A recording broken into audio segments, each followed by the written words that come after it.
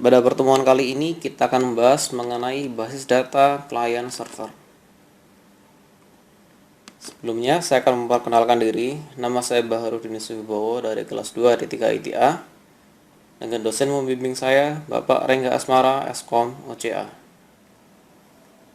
Yang pertama, kita akan mengetahui mengenai tujuan pembelajaran kita pada materi kali ini, yaitu kita memiliki 3 tujuan pembelajaran, yaitu memahami konsep basis data client server, memahami arsitektur dari client server itu sendiri, kemudian memahami pengaksesan query pada basis data client server dan bagaimana perangkat lunak client server itu sendiri. Masuk pada materi yang pertama, kita akan memahami mengenai arsitektur dari client server itu sendiri. Di sini ada 2-tier dan 3-tier. Di mana pada 2-tier ini sendiri, arsitekturnya itu server mengirimkan data dan klien mengakses data. Jadi dibagi dua menjadi adanya server dan adanya klien, di mana server akan menyediakan data, server akan menerima memproses data yang dikirim oleh klien atau yang diminta oleh klien. Di sini server memainkan peranannya sangat dominan.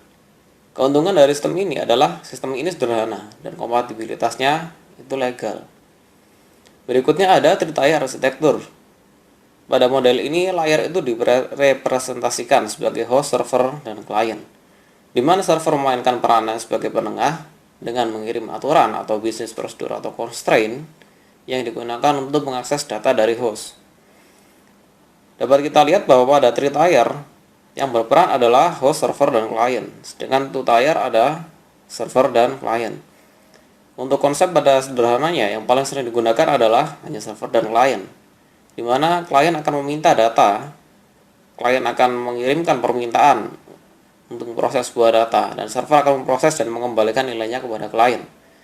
Sementara pada 3-tier, di sini ada host, server, dan klien, di mana klien akan meminta data, kemudian server akan mengatur apakah ini akan diolah seperti apa. Yang berikutnya data akan diakses dari host. Berikutnya kita akan pelajari mengenai pengaksesan query pada basis data client server. Yang pertama adalah bagaimana membagi fungsi DBMS antara klien dan server. Itu nantinya tidak ada ketentuan, sehingga banyak pendekatan yang berbeda yang ditawarkan.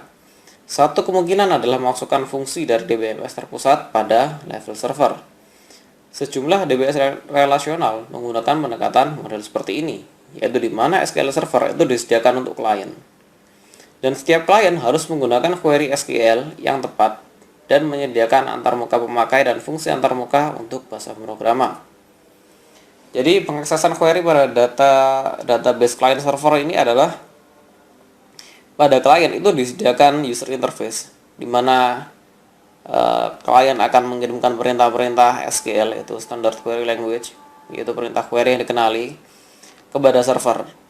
Jadi yang paling penting adalah klien harus menyediakan antarmuka atau user interface yang menjembatani antara klien dengan komputer, berikutnya komputer klien dengan server.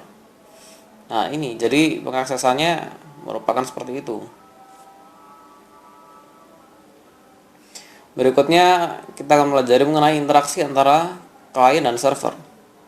Di sini klien itu melakukan parsing query pemakai dan memecahnya dalam sejumlah query independen untuk setiap tempat. Setiap query tersebut dikirim ke server yang sesuai. Setiap server memproses query lokal dan mengirimkan relasi hasil ke kliennya. Berikutnya klien akan mengkombinasikan hasil dari subquery untuk memproduksi hasil dari query yang dikirim. Jadi interaksi antara klien dan server yang paling sederhana adalah, pertama klien akan melakukan parsing query-nya dulu. Dia akan mengirimkan query-nya apa yang diinginkan kepada server. Kemudian server ini hasil dari yang diminta oleh klien tadi akan diproses oleh server sebagai query lokal tersebut dan mengirimkan hasil relasinya ke klien. Setelah itu klien akan mengkombinasikan hasil dari subquery tadi untuk memproduksi hasil yang dia inginkan menurut query asalnya. Berikutnya ada 3 level model perangkat. Yang pertama adalah perangkat lunak server itu bertanggung jawab pada manajemen data lokal, yang kebanyakan sama dengan perangkat lunak DBMS. Yang kedua, perangkat lunak klien akan bertanggung jawab untuk fungsi distribusi, yaitu dia akan mengakses informasi distribusi dari data yang katalog di BMS dan memproses semua permintaan yang membutuhkan akses ke lebih dari satu user pada satu tempat. Nah, hal ini juga akan ditangani oleh semua antarmuka user. Yang ketiga adalah perangkat lunak komunikasi. Nah, ini biasanya dihubungkan dengan OS yang terdistribusi, yaitu dia akan menyediakan primitif komunikasi yang digunakan oleh klien untuk mengirim perintah dan data ke tempat yang berbeda sesuai dengan kebutuhan. Nah, hal ini bukan bagian yang terpenting dalam DBMS, tapi menyediakan primitif komunikasi dan pelayanan yang esensial. Kemudian kita akan membahas mengenai latihan soal pada materi ini. Yang pertama adalah apa yang dimaksud dengan sistem client server. Jadi sistem client server itu sendiri adalah bentuk yang dikembangkan untuk aplikasi base data terdistribusi. Faktor yang berpengaruh pada fungsi client server atau keduanya adalah hardware itu sendiri, software DBMS-nya, protokol network, teknologi LAN, WAN, dan komunikasinya. Jadi yang dimaksud sistem client server yaitu sistem yang di situ ada klien dan ada server yang memproses datanya. Nah, antara klien dan server ini dijembatani oleh banyak hal. Ada perangkat keras, yaitu hardware dari perangkatnya sendiri. Misalkan ketika hardware ini memiliki spesifikasi yang tinggi, maka secara otomatis data yang diberikan akan lebih cepat diproses. Kemudian perangkat lunak di sini dapat kita artikan sebagai DBMS-nya. Apabila DBMS ini handal, contoh seperti milik Google, yaitu data table, seperti big table. Nah, memiliki konsep-konsep seperti itu, maka hal ini akan DBMS ini akan lebih unggul dibandingkan DBMS yang sederhana-sederhana. Kemudian yang tidak kalah pentingnya adalah teknologi koneksinya, LAN atau WAN-nya. Sehebat apapun hardware dan sehebat apapun software, apabila koneksinya terganggu, maka tidak akan berguna. Berikutnya, apa perbedaan konsep arsitektur client server yang ada sekarang dengan arsitektur sistem terdistribusi? Jawabnya adalah, arsitektur client server yang banyak digunakan dalam industri merupakan two-tier arsitektur.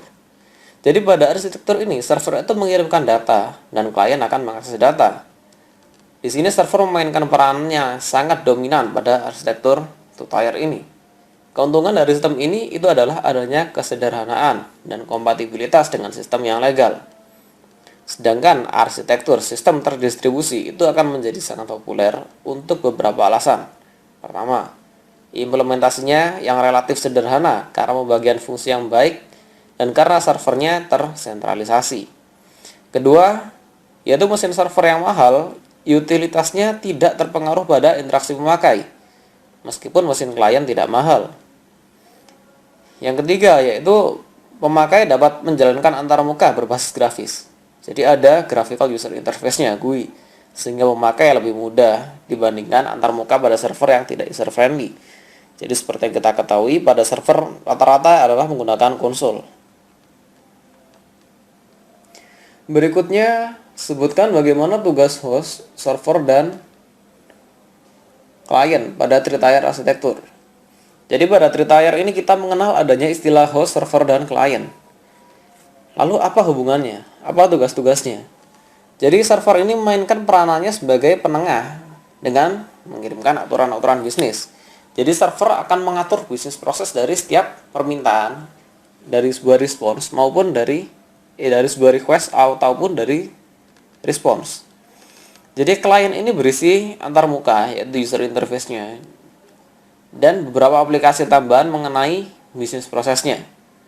Kemudian server ini bertindak sebagai conduit of passing, yaitu memproses data dari host ke klien, di mana kemudian akan diproses atau difilter dan dipresentasikan ke user dalam format GUI. Kenapa dalam format GUI? Karena klien akan lebih mudah menggunakan yang ada tampilannya, dalam arti lain menggunakan GUI. Nah, antarmuka pemakai ini, aturan dan pengaksesan datanya bertindak sebagai three-tier, di mana klien biasanya dihubungkan ke server melalui LAN dan server dihubungkan ke host melalui WAN. WAN itu wireless area network.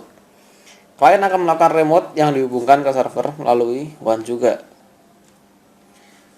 Berikutnya, jelaskan bagaimana pengaksesan query dari klien ke server dan hasil query dari server ke klien.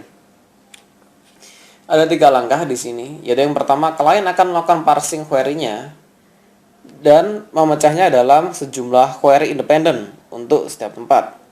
Dan setiap query tersebut dikirim ke server yang sesuai dengan permintaannya, sesuai dengan request-nya mereka. Kemudian, setiap server akan memproses query lokal dan mengirimkan relasi hasilnya ke klien. Dan yang terakhir, klien akan mengkombinasikan hasil subquery untuk memproduksi hasil dari query asal yang dikirim. Nah, kenapa mengkombinasikan? Karena pada nomor 1, pada langkah awalnya, query ini dipecah dan dijadikan sebuah query independen. Berikutnya diolah oleh server dan terakhir adalah dicombine. Berikutnya, perangkat lunak apa saja yang diperlukan pada sistem client server. Yang pertama, perangkat lunak server. Jelas, dia akan bertanggung jawab untuk manajemen data lokal. Kebanyakan perangkat lunak ini adalah DBMS. Berikutnya ada perangkat lunak client, yaitu ia bertanggung jawab untuk fungsi distribusi. Dia akan mengakses informasi distribusi data dari katalog di DBMS dan memproses semua permintaan yang membutuhkan akses ke lebih dari satu tempat. Hal ini juga ditangani oleh semua user interface. Yang berikutnya nomor 3 yaitu perangkat lunak komunikasi, yaitu biasanya ini dihubungkan dengan sistem operasi terdistribusi. Ia akan menyediakan primitif komunikasi yang digunakan oleh klien untuk mengirim perintah dan data ke tempat yang berbeda. Nah, dikirim ini sesuai dengan kebutuhannya. Hal ini juga bukan bagian yang terpenting dalam DBMS, tetapi menyediakan primitif komunikasi dan pelayanan yang esensial.